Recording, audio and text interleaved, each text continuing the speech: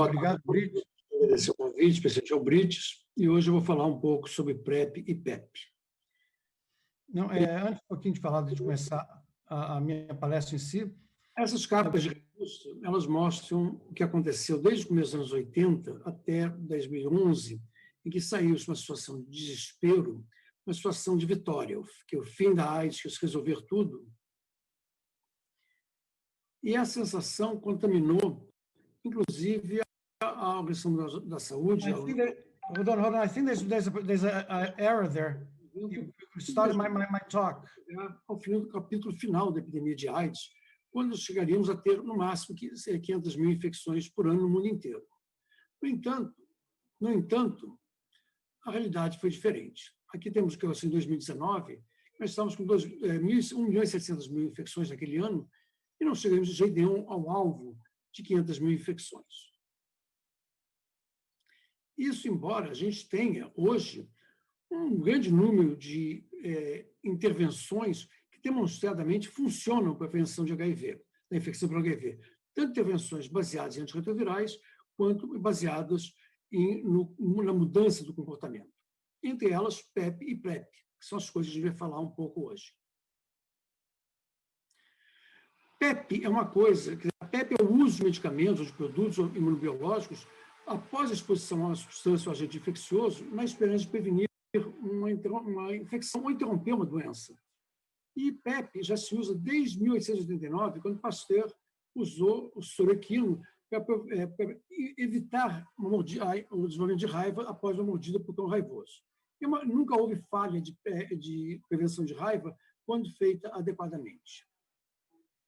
No caso de HIV, tem-se pela própria patogenia, tem-se um intervalo de 48 a 72 horas para se evitar a infecção entre o momento que é a exposição à mucosa até chegar ao gânglio linfático. Na verdade, o primeiro estudo mostrando que PEP em HIV pode funcionar foi feito por uma brasileira, Denise Cardo, no CDC, em que ela mostrou que após exposições percutâneas, o uso, naquela época, de AZT diminuía a chance de uma pessoa se infectar em 80%. E se a gente compara a probabilidade de alguém se infectar após uma exposição percutânea, por exemplo, uma seringa, comparando com o sexo anal receptivo, ele é muito parecido, os valores, a probabilidade são muito parecidas, por 10 mil exposições, comparando 50 com 30, é mais ou menos a mesma coisa. Por causa disso, eu e um grupo que trabalhava comigo na época, nós pensamos que talvez a prevenção, o uso de PEP pós-exposição sexual talvez funcionasse. E nós propusemos, na época, o que seria, ou foi, na verdade, o primeiro estudo, primeiro e até hoje, o único estudo prospectivo para a PEP, pós-exposição sexual. Só que, quando nós propusemos o estudo de verdade, o NIH achou que a disponibilidade de PEP poderia levar a uma desinibição e fazer com que as pessoas se arriscassem mais. E o PEP negaria o seu efeito. Quer dizer, o que ele pudesse prevenir, as pessoas exporiam mais, isso levaria a haver mais infecções. Por isso, nós somos obrigados a fazer um estudo inicial que demonstrasse que a disponibilidade de PEP não levaria a uma desinibição. Então, fizemos um estudo que tinha vários objetivos, o principal é identificar se haveria mudanças no comportamento com as pessoas tendo acesso à PEP. Esse estudo foi feito e nós demonstramos que, em verdade, as pessoas que tinham acesso à PEP muito fácil, na verdade, elas tinham, o comprimido ia com elas, na época era ZT-3TC, ZT-lamivudina, que, tendo acesso à PEP, era o contrário. Elas não tinham mais risco, elas diminuíam os seus riscos. Isso, hoje, estudos, depois desse, demonstraram a mesma coisa. Mas, fora isso, esse estudo demonstrou também que ele não tinha poder estatístico para isso, por causa do seu desenho, que aquelas pessoas que usaram PEP, na verdade, soroconverteram menos que aquelas que não usaram PEP. Mas, depois desse estudo, por vários motivos, não houve mais clima, por assim dizer, para se fazer um estudo prospectivo, randomizado, duplo cego.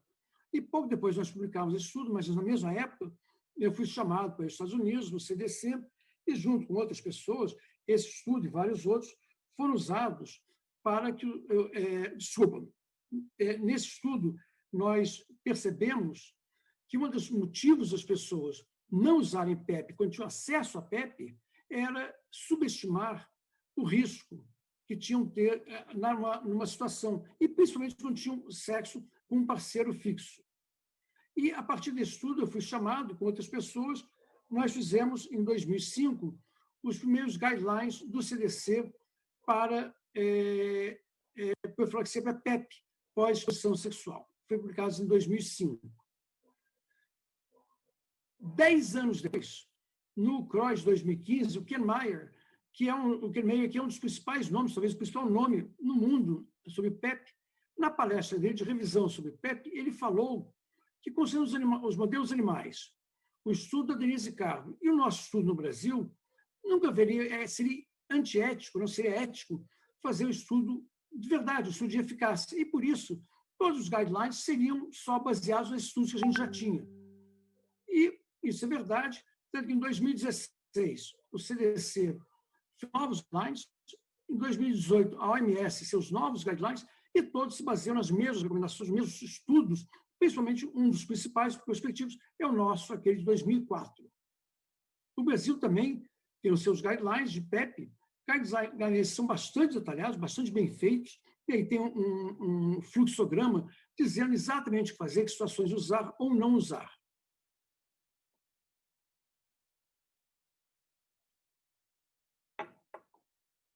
Quando há indicação de usar, o esquema preferencial inclui um inibidor de integrase, o dolutegravir, associado a tenofovir, lamivudina. E a duração recomendada é sempre de 28 dias. E há esquemas alternativos quando, por algum motivo, a pessoa não pode utilizar uma dessas drogas. Mas isso é muito raro, a grande maioria deve usar essas 3 drogas. O interessante, esse trabalho apresentado no CROI 2018 dos Estados Unidos, que considera que nos Estados Unidos há 40 mil novos casos e novas infecções por HIV por ano. Considerando que a probabilidade de se infectar numa relação sexual é menor que 30 por 10 mil. O número de pessoas, o número de relações sexuais de risco é muito grande. E, segundo dados do CDC, apenas 15 mil pessoas usaram PEP no ano de 2015. Ou seja, embora seja uma coisa bastante eficaz, é muito pouco utilizada. Mas nesse mesmo CROI, foi mostrado esse trabalho bastante interessante de Nova York, que avaliou 575 pessoas que fizeram PEP e olharam no começo e no final do uso de PEP os dados de função renal e de função hepática, mostrando que não há nenhum risco, ninguém teve efeito colateral grave laboratorial. Ou seja, em muitos lugares se diz que não se pode usar PEP, se tem temor em usar PEP pelo risco potencial de lesão renal ou lesão hepática. Esse risco não há. Não há por que deixar de usar PEP por medo de ter lesão renal ou hepática. E não há por que fazer exame pré ou pós se a pessoa não tiver nenhum sinal ou sintoma. E esse é um slide tirado do deck do próprio CDC, nas suas recomendações sobre PEP, e a coisa principal, o final principal é que PEP é uma entrada para PrEP. E por que PrEP é tão importante? Isso aqui, esse é um dado da Inglaterra, mostrando aí no Reino Unido o que aconteceu acontecia com homossexuais masculinos no Reino Unido em 2004, 2013. Lá, 90 já tinha sido atingido há muito tempo, e apesar disso, o número de infecções por ano entre homossexuais masculinos continuava a crescer sem parar. Em 2000 e 2013, aumentou em 25%, apesar de 90. Quando, então, surgiu o PrEP. Ao surgir PrEP, aquele número que crescia, chega a ser 25% nos 10 anos anteriores, caiu 60% unicamente pela disponibilidade de PrEP. Nada mais mudou. E não é só lá. Aqui é na Nova Gales do Sul, na Austrália. A Austrália também, entre homossexuais masculinos, nada mudara nos 10 anos anteriores. O número de novas infecções era estável, exatamente igual o tempo todo. Surgiu o PrEP, o que aconteceu? As novas infecções caíram em 44%. Mas não é só lá. Esses são dados de São Paulo. Se a gente olhar, aí é de 2000 a 2015, à esquerda, entre brancos, pardos e negros, o número de novas infecções continuava a crescer sem parar entre homossexuais masculinos. Em 2015, se a gente olhar, entre negros embaixo, continuou a crescer, entre pardos e brancos, parou de crescer, pelo contrário, começou a cair. E mais em brancos do que em pardos. Provavelmente a única mudança foi PrEP ter surgido. Não que esteja disponível em larga escala, mas porque se pode comprar. Brancos têm mais poder aquisitivo, em geral, e custa só R$300 por mês, só para quem tem dinheiro. E provavelmente brancos têm mais dinheiro, e essa deve ter sido a causa, pela primeira vez, o número de novos casos ser caído em São Paulo. Deve ser PrEP. E PrEP, como todos devem lembrar, em 2010 saiu esse artigo, o IPREX, mostrando que PrEP, 1 comprimido por dia de Truvada, tenofovir, entristabina, reduz a infecção de PrEP, de novos casos de infecção por HIV, grandemente. Logo depois, foi feito um estudo na França, mostrando que um outro esquema curto de PrEP, de 2 comprimidos antes do ato sexual, 2 horas a 24 horas antes, 1 comprimido 24 horas depois e 1 comprimido 48 horas depois, também era muito eficaz. Nesse estudo se mostrou que a redução é de 86%. Na verdade, nesse estudo, houve apenas 2 pessoas que se infectaram, e essas 2, em verdade, elas não usavam PrEP há bastante tempo, tinham parado com o comprimido há bastante tempo. Mas, com a intenção de tratamento, teve sucesso como falha, e ele tinha 86% de eficácia. Quando, na verdade, essas 2 já nem mesmo mais tomavam a medicação. Posteriormente, o ano retrasado, saíram os resultados do estudo Discover, em que se comparou tenofovir entristabina com a nova formulação de tenofovir, o TAF, tenofovir alafenamida, o qual tem menos impacto no rim, teoricamente uma formulação com menos efeitos colaterais, e que se mostrou que essa formulação nova é tão eficaz quanto a velha formulação. Uma potencial vantagem de ser mais segura em longo prazo. E, na conferência de AIDS, recentemente realizada, o trabalho mais badalado, por assim dizer, foi o HPTN 083. E por que isso? Esse estudo comparou 2 estratégias. Uma, a tradicional, do tenofovir entristabina, de uso diário, com outro, do uso de cabotegravir, um inibidor de integrase, aplicado intramuscular, ou injeção, a cada 2 meses.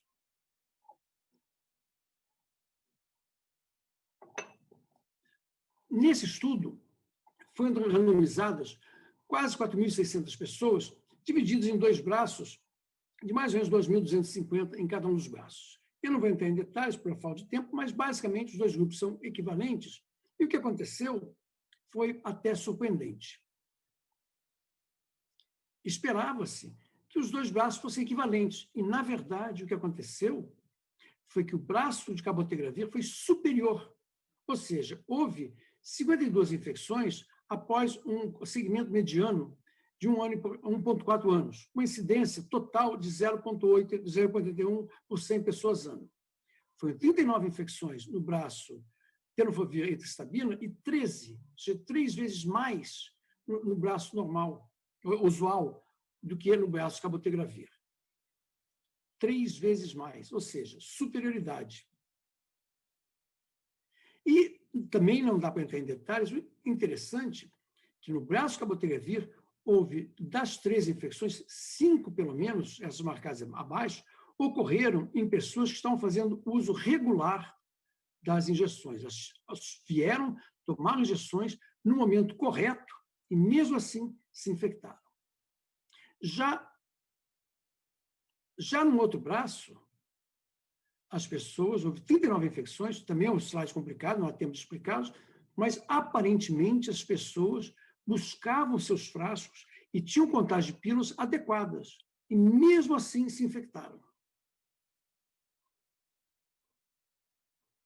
E aqui olharam um subset de pessoas que se mediu, dosou a quantidade de remédio no seu sangue. As pessoas, aparentemente não, as pessoas tinham quantidade de remédio no sangue que é compatível, comparável, se comparado à quantidade de remédio que havia no sangue no estudo IPREX, aquele estudo inicial, seria uma quantidade de sangue capaz de proteger acima de 90%. Ou seja, nesse estudo houve superioridade, no entanto, as pessoas as que falharam.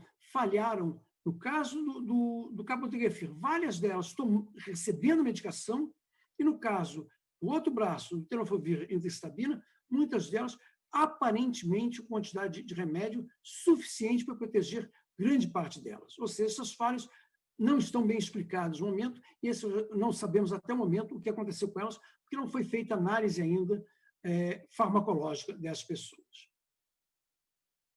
Mas há outras coisas acontecendo. Por exemplo, esse aqui é o islatravir, uma medicação em desenvolvimento, ainda não disponível, que é um inibidor da translocação da transcriptase reversa em desenvolvimento, que está sendo desenvolvido tanto para tratamento quanto para prevenção.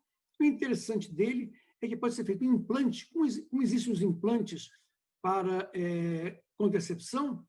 É interessante que ele pode ter nível sérico por pelo menos 12 meses. Já imaginaram? O implante que você implanta, ele pode ser usado ele previne durante 12 meses. E por ser um implante, ele pode ser retirado a qualquer momento, diferentemente de uma injeção. Uma vez dada, e permanece no sangue durante vários meses, se houver um efeito colateral, você não tem como parar esse efeito colateral. Já o implante, basta retirá-lo. Interessantemente, esse daqui é um TAF, o tenofovir alafenamida, uma outra formulação que pode ser implantada. E esse estudo em macacos, mostrando que se você usar algumas formulações, por exemplo, em azul, em dose mais alta, que pode permanecer esse implante, se você tem nível sérico em macacos por pelo menos 20 semanas. Níveis séricos seriam protetores. Em conclusão, PEP, baseada em inibidores de transcriptase reversa, é efetiva, segura, mas é extremamente subutilizada. Mas, importantemente, PEP é uma porta de entrada para a PrEP. E PrEP é a intervenção mais eficiente, a arma mais eficiente disponível que a gente tem para a prevenção da infecção por HIV. O cabotegravir injetável a cada 2 meses foi superior ao uso diário de entecabina para a prevenção da infecção por HIV, e reduziu o uso dele. A gente sabe que Truvada, o tenofovir entecabina, teve um impacto enorme na incidência da infecção pelo HIV. E mesmo assim, o cabotegravir diminuiu isso em 66%. É coisa dessa. Mas a gente já tem coisa a fazer, é necessária a publicação dos resultados dos estudos de resistência e de níveis séricos para entender porque aquelas pessoas, as poucas pessoas que se infectaram mesmo em uso da medicação. Uso por contagem de pílulas e por nível sérico, aparentemente nível adequado de Truvada, que ele acabou recebendo a injeção no dia certo. O que aconteceu? Em relação a mulheres, a gente ainda não sabe, porque existe um estudo, mulheres cisgênero, existe um estudo em andamento ainda na África, o estudo irmão desse, é o 084. E eu acho que o mais importante é que a gente está no limiar uma nova era de prevenção, com remédios, medicamentos de longa ação, implantáveis, injetáveis, que vão ter um enorme impacto, já estão tendo e terão um enorme impacto na epidemia de HIV, na pandemia de HIV. E, finalmente, eu quero agradecer a vários colegas aí listados, dos quais eu pedi slides, são colegas de muitos anos, e, mais uma vez, obrigado a todos.